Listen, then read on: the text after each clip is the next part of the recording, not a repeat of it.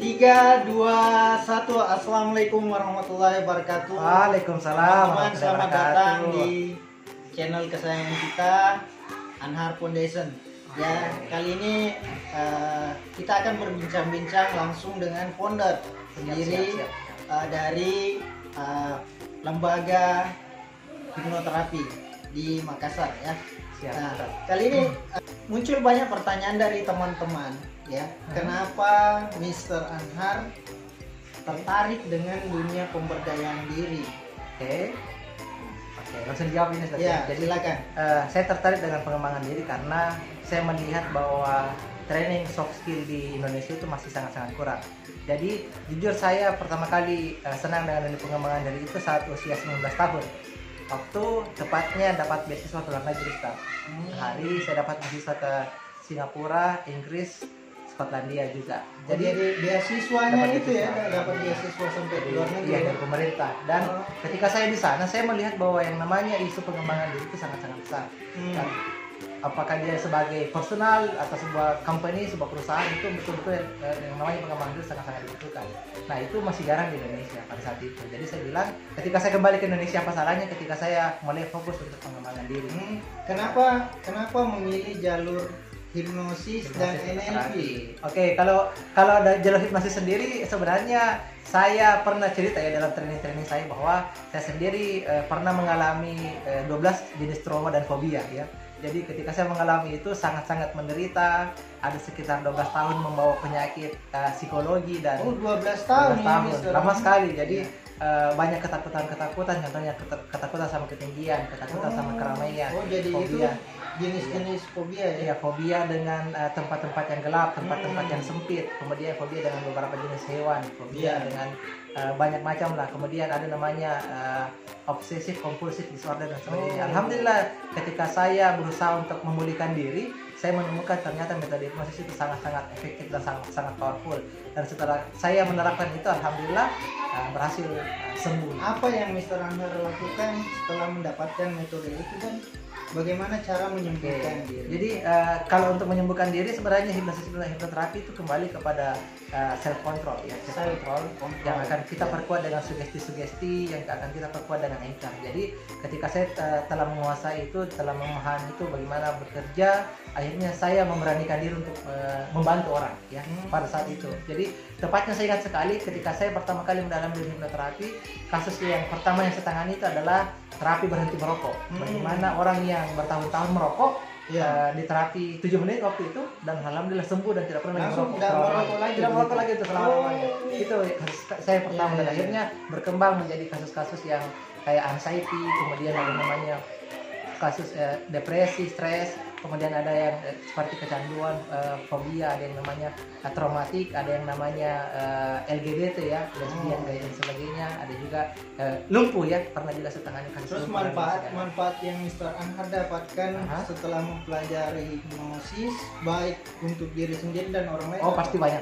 Alhamdulillah, luar biasa. Banyak sekali. Jadi hipnosis kan banyak sekali penerapannya. Contohnya misalnya di dunia hipnoparenting ya, kita bisa menggunakan hipnosis untuk bagaimana teknik mendidik anak ya. Mendidik anak. Oke, kalau di hypnoselling itu yang sering saya lakukan adalah bagaimana caranya meningkatkan penjualan anti penolakan. Oh, iya. Jadi customer tidak nolak. Dia tidak menolak, jadi sering menjual tanpa menjual. Kemudian kalau dari segi misalnya hipnoanestesi, kita bisa mematikan rasa sakit. Nah, ada namanya hipnoslim, langsing tanpa alat, tanpa obat.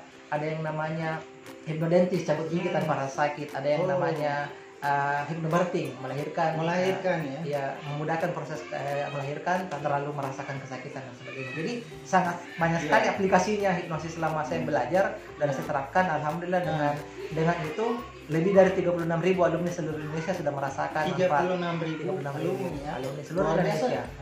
Banyak sekali ya. Alhamdulillah. Oh, terus tips-tips gini, Mister ya. Banyak kan teman-teman yang lagi mungkin down, lagi terpuruk, apalagi ini masa pandemi. Ya, banyak orang sulit. Ya, mungkin apa tips-tips yang mungkin beberapa poin yang Mister akan bagi sama orang. Jadi mungkin tips yang praktis dari saya yang pertama adalah perbaiki dulu mindset ya. Back to your mindset. Jadi ketika kita mengalami situasi seperti sekarang ini, mindset yang paling utama adalah yakinlah setiap kali ada kesulitan ada kemudahan. Itu kan yang dijanjikan oleh Allah Subhanahu wa taala dalam Al-Qur'an, fa inna ma'al usri yusra, inna ma'al usri yusra. Setelah kesulitan pasti ada kemudahan, setelah kesulitan pasti ada kemudahan. Jadi ketika kita melihat ini sebagai sebuah anugerah, insya Allah pasti ada hikmah yang bisa kita pelajari dari situ. Itu yang pertama, back to mindset. Sama ketika pertama kali ada isu tentang corona dan akhirnya merebak di Indonesia, yang pertama kali saya perbaiki adalah insya Allah di sini pasti ada peluang, dan ternyata peluang diantaranya adalah membuat tadinya training offline yang kita biasa adakan Ustaz, akhirnya berubah menjadi training online ya. Banyak sekali training online yang bisa kita lakukan. Yang kedua, yakinlah bahwa ketika ada orang yang bermasalah ya, ada orang yang curhat, ada orang yang sharing, ada orang yang lagi terpuruk, yakinlah di balik itu ada peluang. Jadi yang kedua pasti selalu ada peluang. Harus ada peluang. Jadi anggaplah misalnya ada orang yang bermasalah dari segi bagaimana caranya mengasuh anak, akhirnya kita melihat peluang, oh hipnoparenting itu. Ada orang yang bermasalah dengan selama corona bisnis offline-nya terkendala karena sulit untuk ketemu dengan customer, adanya pembatasan sosial, akhirnya kita buat kelas hypnoselling online. Kemudian ada misalnya yang mengatakan bahwa selama pandemik ini susah mendapatkan penghasilan, akhirnya kita buat kelas-kelas coaching. Ada yang mengatakan selama pandemik ini karena kebanyakan di rumah akhirnya badannya jadi gembrot, akhirnya kita bikin kelas online untuk hypnoselling. Jadi yakin saja setiap kali ada masalah, ada yang curhat, ada yang menggerutu, ada yang mengeluh, ada kegalauan-kegalauan, pasti itu ada peluang di situ. Jadi itu sebenarnya hanya dua ya, simple ya. Sangat-sangat simpel. Pertama kita perbaiki mindset ya. Kemudian yang kedua, kemudian di setiap kesulitan pasti ada kemudahan yang teman-teman akan dapat. Kita bisa lihat peluang dari situ. Iya, peluang dari situ. Oke. Jadi begitu ya teman-teman. Jangan lupa teman-teman like ya, komen dan share, kemudian subscribe ya ke channel kesayangan Anhar Foundation ya. Semoga dengan konten-konten seperti ini bisa menebar manfaat bagi sesama dan teman-teman yang terpuruk bisa bangkit kembali, kemudian terus maju. Assalamualaikum warahmatullahi wabarakatuh. Waalaikumsalam warahmatullahi wabarakatuh.